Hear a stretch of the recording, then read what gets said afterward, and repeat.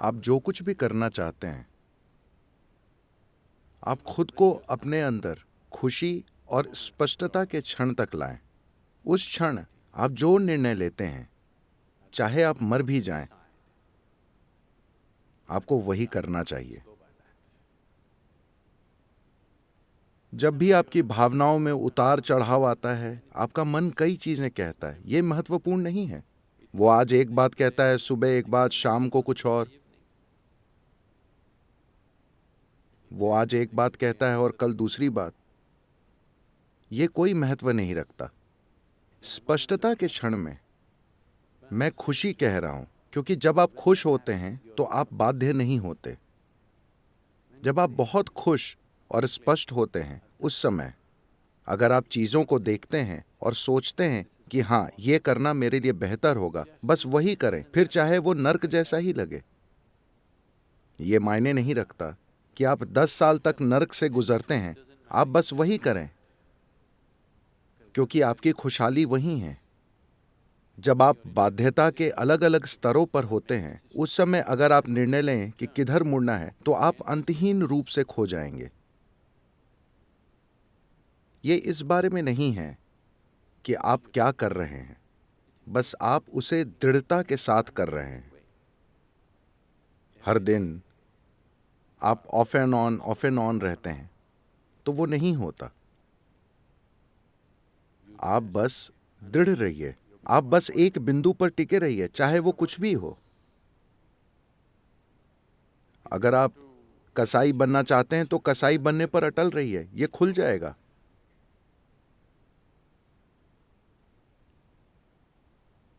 एक क्षण के लिए भी ढुलमुल मत बनिए। आपने स्पष्टता और खुशी के क्षण में जो निर्णय लिया है, बस उस पर टिके रहिए, जरा सा भी हिले डुले बिना। उससे आपको कोई वंचित नहीं कर सकता। हर दिन जब आपके विचार और भावनाएं इधर उधर उड़ते रहते हैं, आप अपना मन बदलते रहते हैं, आप गोल गोल घूमते रहेंगे, अंतहीन रूप से गोल गोल घूमते रहेंगे। क्योंकि जो अक्सर दिशा बदलता है, साफ है कि उसे कहीं भी जाने में दिलचस्पी नहीं है ना? आप जानते हैं कि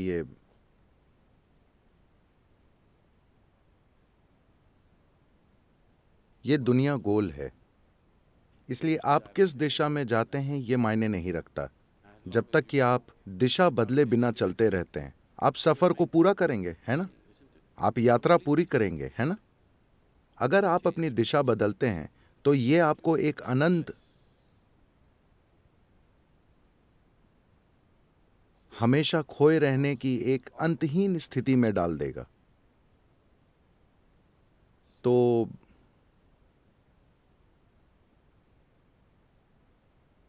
अगर आप वहां होना चाहते हैं, वहां रहिए, कोई समस्या नहीं है। आप यहां होना चाहते हैं, यहां रहिए।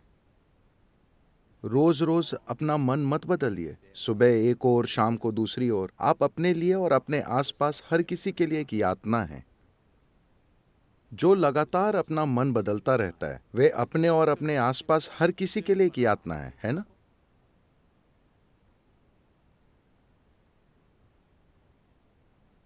अभी आप सोच रहे हैं कि कल मैं अपना योग करूंगा। कल सुबह Dong at 5 o'clock in the morning. सुबह 5 बजे सुनते हैं।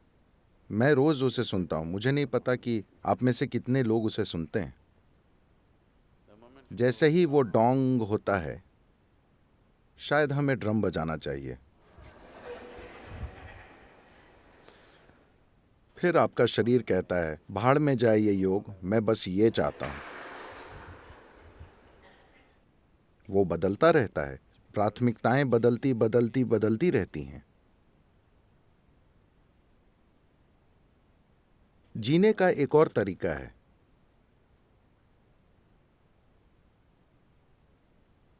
जहां आपके जीवन की सबसे बड़ी खुशियां, आपके जीवन के सबसे बड़े सुख ऐसे लगेंगे जैसे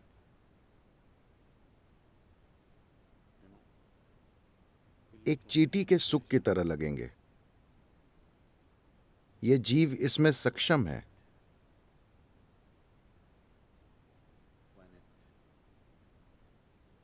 जब बात शरीर और दिमाग की आती है तो हम सभी अलग रूप में सक्षम हैं। दो शरीर बराबर सक्षम नहीं होते, न ही दो दिमाग बराबर सक्षम होते हैं। लेकिन जब इस जीव की बात आती है तो हर जीव बराबर सक्षम है।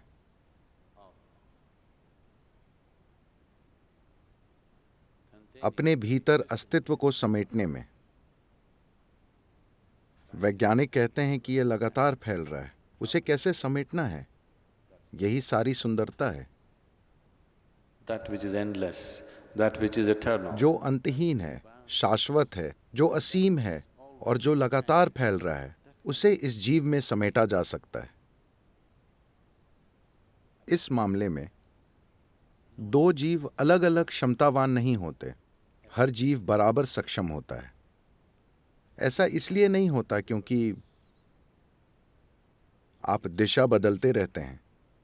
जब भी आपको एक छोटा सा कोना मिलता है जो आरामदेह है, आप वहीं रहने की कोशिश करते हैं। This so-called getting civilized has become a इस सभ्य होने की कोशिश ने आध्यात्मिक प्रक्रिया को बहुत बड़ा नुकसान पहुंचाया है। यह जरूरी नहीं है, मगर मैं कहना चाहूंगा, क्योंकि अगर आप नोमैड होते, आप नोमैड का मतलब जानते हैं? इसका मतलब है कि आप मैड नहीं हैं।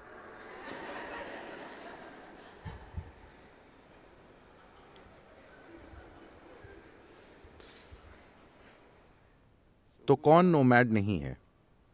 जो मैड है। जो मैड यानी पागल है, वो टिक जाता है।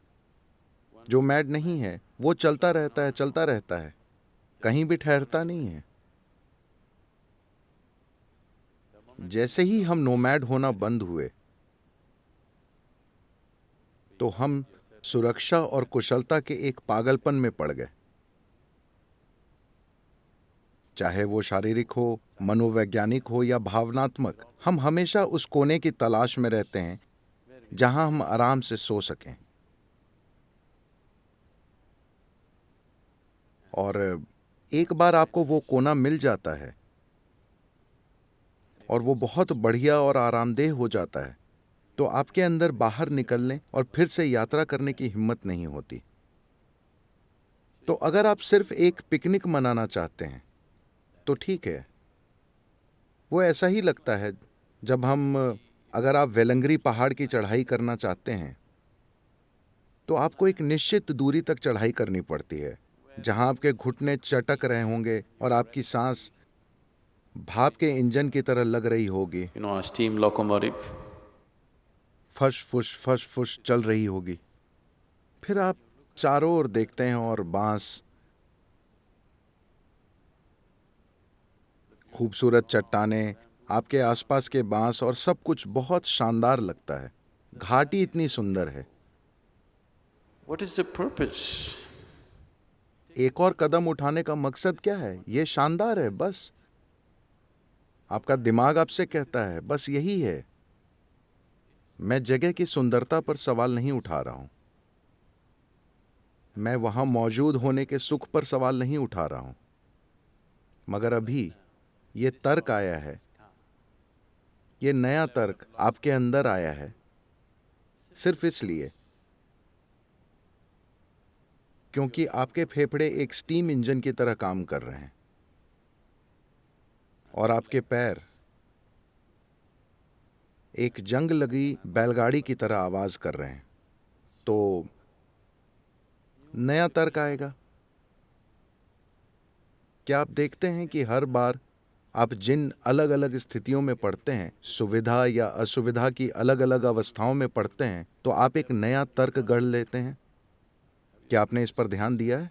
जैसा कि कहा जाता है,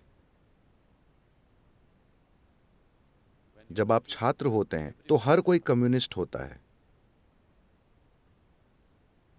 जैसे ही आपकी शिक्षा पूरी होती है और आपको नौकरी मिलती है, आप समाजवादी बन जाते हैं। और शादी होते ही आप पूंजीवादी हो जाते हैं। आपकी नई स्थितियों, सुविधा या असुविधा के अलग अलग स्तरों के अनुसार तर्क के नए स्तर आएंगे। तो ऐसा होता रहता है।